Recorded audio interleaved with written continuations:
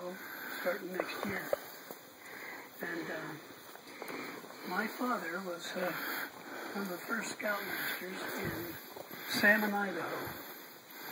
And of course I was born in Salmon, Idaho. I was born, as most of you were, at a very early age. I was born at home because I wanted to be near my mother. And since we were in Salmon, Idaho, fishing and hunting were the name of the game. Go Elmer Keith. And it was fun. Did you hear? I said, go Elmer Keith. Yeah, in that order. He invented the 30-06. Yeah, he got a real bang out of it, didn't he? You never know what might trigger something else when it comes to that. You just have to keep stock in your work, you know. It'll work out. You could have a barrel of fun. I started out being a BB, right? Hoping someday I'd be a big shot. Okay. Nowadays, they don't rifle with me, okay? I keep my sights set high and my eye on the target. And as a result, the Lord's been very good to me, really. At the age of 4 or 5, I was out running around through the woods like this, barefoot, because I was born with a high instep in my foot and couldn't wear shoes. And so this is the kind of country I grew up in as a boy. Only we didn't have nice things to sit on like you've got here. I joined Boy Scouts at the age of 12 in a little town called Burley, Idaho, because my family moved there and when the war started. And I joined Boy Scouts at the age of 12, went on my first camp, and with me and 7 other boys in my scout unit. The scoutmaster was a real nice guy. Spent the first night with us, got up the next morning and said, okay, Chuck, you're in charge, I'm going home. Now our camp was just like this, you know, we just had to pick a spot and clean it out. And that was our camp. We didn't have any buildings at our camp or anything else. And we had fun, as boys would. It doesn't matter what you got to play with, it's going to be fun. I took a liking to scouting because it kept me in the outdoors. It was not an easy thing. Pearl Harbor had been hit during that particular time. The love of country grew. I was 7 years old before I had a home that I could live in. But have a flush toilet in it. During the Depression, we didn't think we were poor. Everybody was in the same boat we were. Our house was a 4-room house. The big room was where we ate, washed, showered, or not showered, bathed. Another would make about 8 to 10 loaves of bread every other day because our meal was bread and milk. The only time we had meat was when Dad would go hunting and bring home some deer. From time to time we'd catch a jackrabbit. We ate jackrabbits. We ate just about everything we could think of, but we didn't think anything about it because everybody else was doing the same thing. That was Depression in 1929 through 1934. It was fun.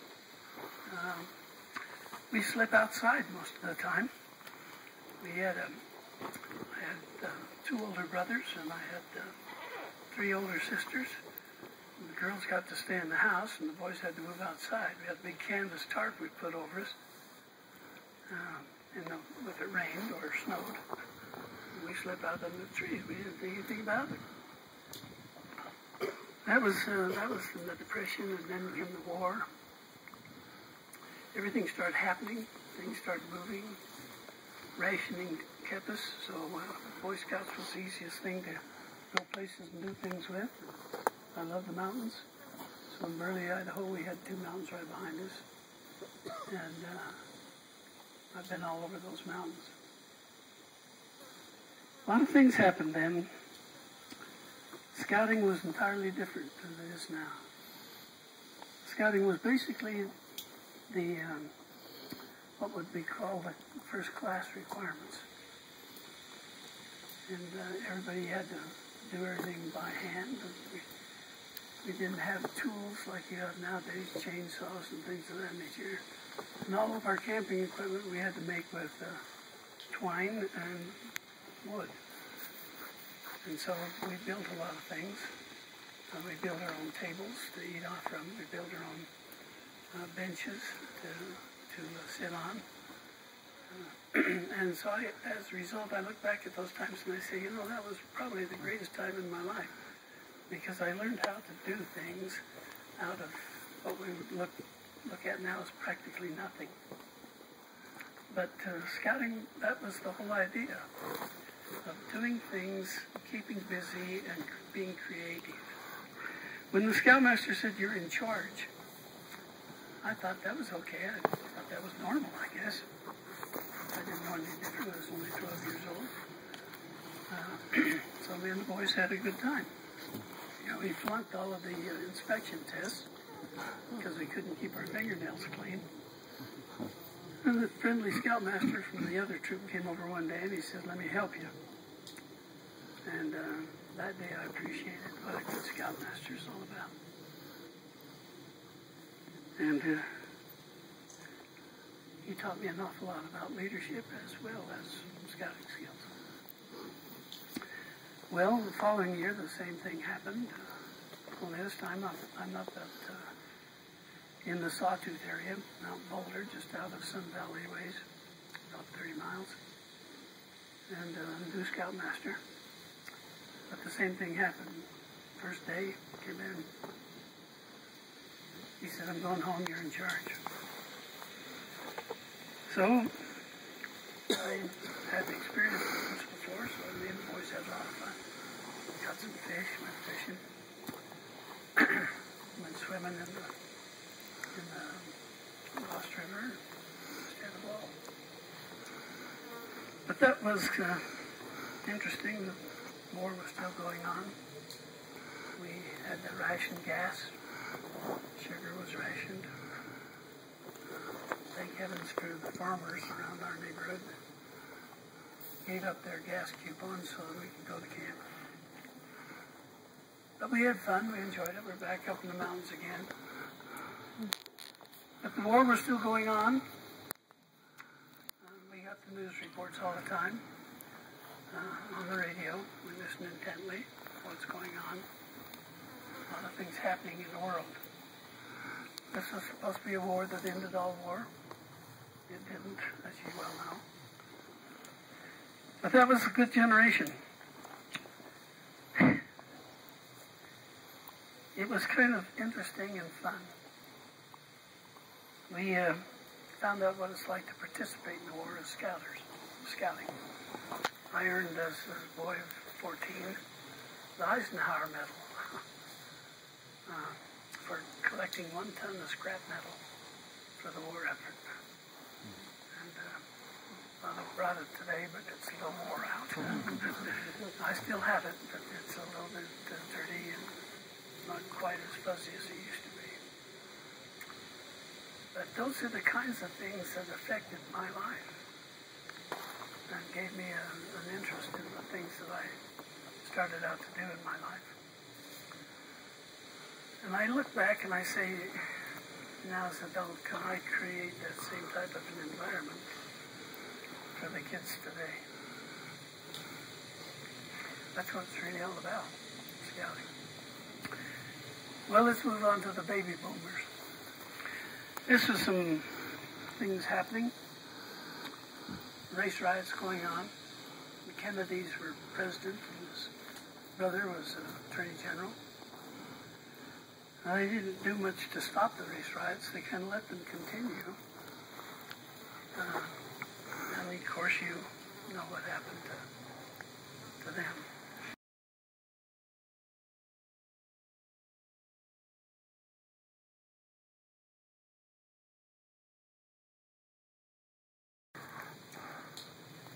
And I'm council or district chairman, and President Kennedy is coming to dedicate the N reactor, the first nuclear reactor to produce electricity. And so he comes to me as the district chairman saying, we need a scout unit to do the flag ceremony for President Kennedy. So naturally I scoured my whole district to find out that my Explorer post was the best to do this job. Amazing, isn't it?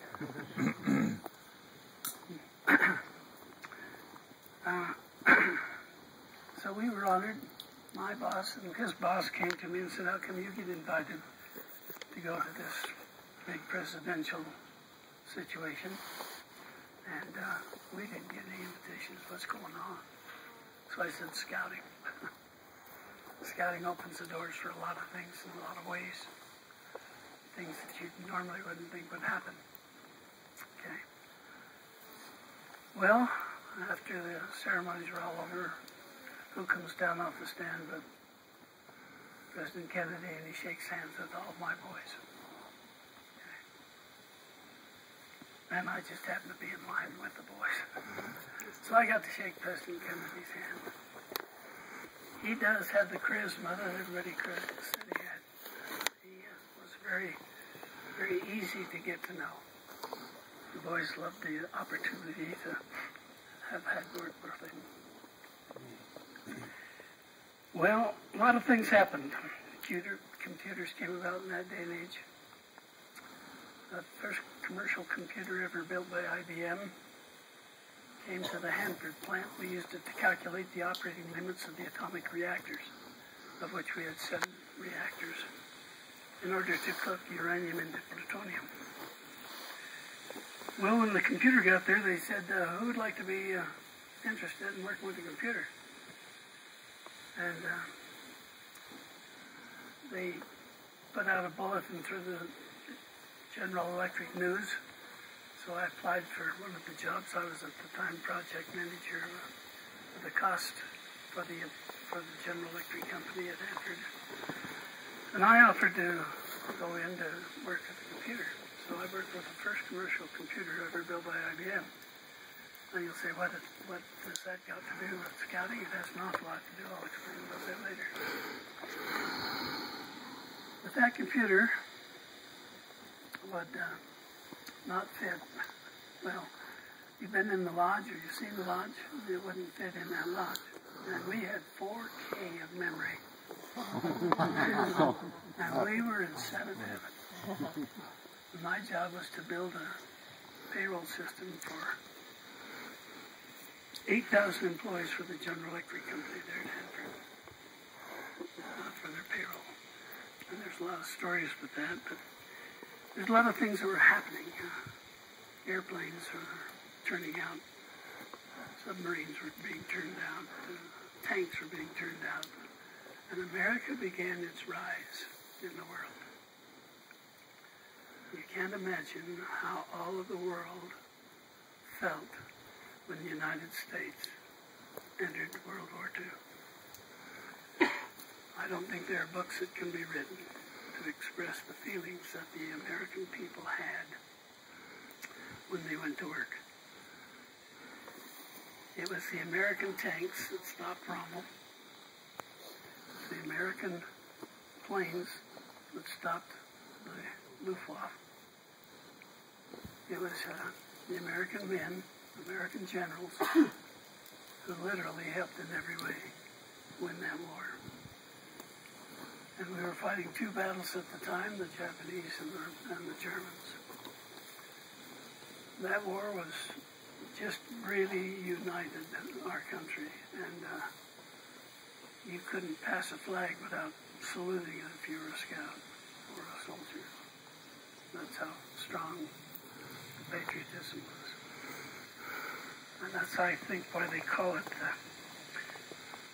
the greatest generation. That's because you saw a nation really united. And likely so, because we were one. We saw computers built, we saw telephones being arranged. Pretty soon we had cell phones, pretty soon we had smaller computers. Because I was not working for IBM, but basically invited to all of the IBM staff. I might say I lectured for IBM for 2.5 years throughout Europe and the United States on the use of the computer in the field of medicine. So I got to watch the computer grow up. I saw the first announced PC that IBM ever built, the XT, and watched the IBMers leave to start up other companies. Okay. It was kind of interesting to watch the technology going ahead like it was in the baby boomer time. And there was a war there going on that was detracting from the public, and a lot of that was because we were invited into another war that was not very popular, and that was the Vietnamese War. But all these wars brought on technological change, and as a result, jobs sprang up everywhere. And what was going on, like I said, a lot of the employees from the IBM and General Electric left these big corporations to start up new corporations, new companies. I could tell you the story of a guy by the name of Bill Gates, how he got his start. He really outdid IBM. IBM realized it had been taken after a while. You got to see what was going on. You saw jobs being created, all because of technology and who was pushing the technology, all the wars that were going on. Okay. So there were a lot of changes going on, and there were a lot of rift going on because we had lost a little bit of that which we found during World War II. In 1960, I had the opportunity to go to Woodbridge. My course number was 125. It was a national course. It was held at Camp Easton by Coeur d'Alene, Idaho. And I enjoyed that very much. What we learned there was all of the basic first class scout requirements. I paid $100 to get my nose fixed. Now my mouth don't work. Anyway, we learned more of scouting at the outdoor program in that Woodbridge course. It was called the Scoutmaster's Woodbridge. Okay? It was basically the same thing that Baden-Powell had developed in England on how to survive in the wilderness. Okay? And as a result, I was invited the following year to teach at Philmont, another Woodbridge course. Well, anyway, scouting is now beginning to really blossom out. The church is now growing. Before, we used to have general authorities attend all of our state conferences. The church is now growing. We don't get that privilege anymore. Okay. We always had at least one or two apostles. Having been in scouting and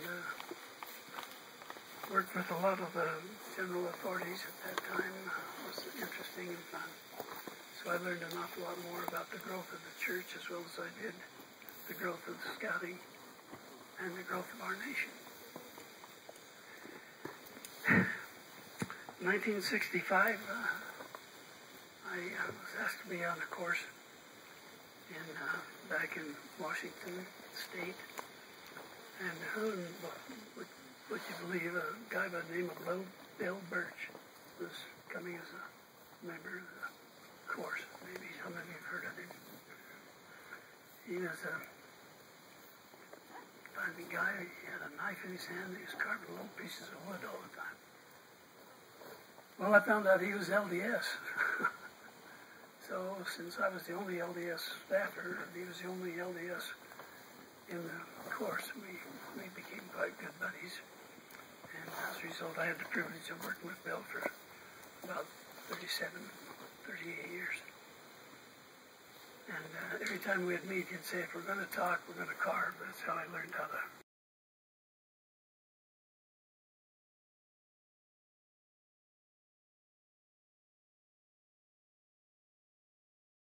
In 1970, things began to happen a little bit differently. We had a lot of things happening. We got the TVs are now plentiful. Electronics are now still big size. We haven't got down to the micros yet.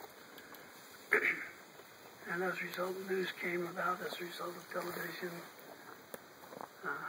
People were always interested in it. And a little later on, there was a group called the Osmond Brothers. And I remember my kids. I have 5 daughters. I didn't have any sons. That's why I stayed in scouting. I had to train all of them. I didn't know which one was going to end up being mine.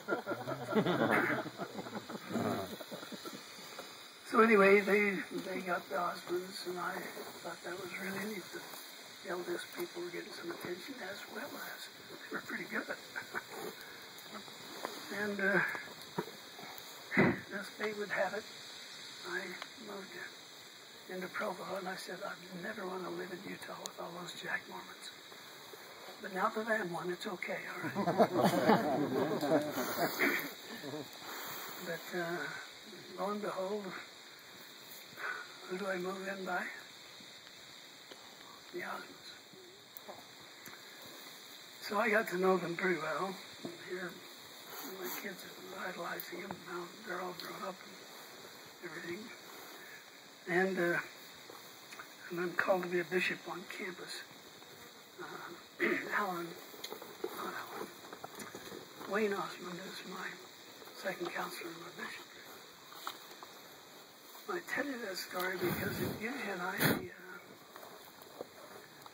of what you're experiencing as a youth may help you materialize into your adulthood.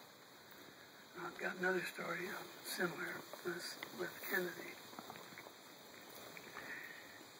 These were funny times. Everything was going, everything was branching out, things were different. My occupation now has changed from computers in accounting to computers in medicine. I built the first totally automated hospital system in the United States in Spokane, Washington. Holy Family Hospital. There's a lot of different stories there, but the big story is in the IBM area. IBM is now king of the heat. They are the Corporation of America. And it's interesting to study IBM. You may not know, but by the name of Watson was the one that took a little company by the name of embossing, imprinting, and card shuffling company. He took a job after being fired by NCR. There's another story of that. He took a job with a company that was just doing punch cards. And he asked one question. He was the sales manager for the company. He said, do we intend to someday sell international? And the owner said, well, yeah, of course, someday we will. Well, he said, well, then why don't we change the name of this company, which is hard to say, into an international business machine company? So I said, okay, if you want to do that, go ahead and do it. So he did, and he built IBM. I didn't know at the time, but he was LDS.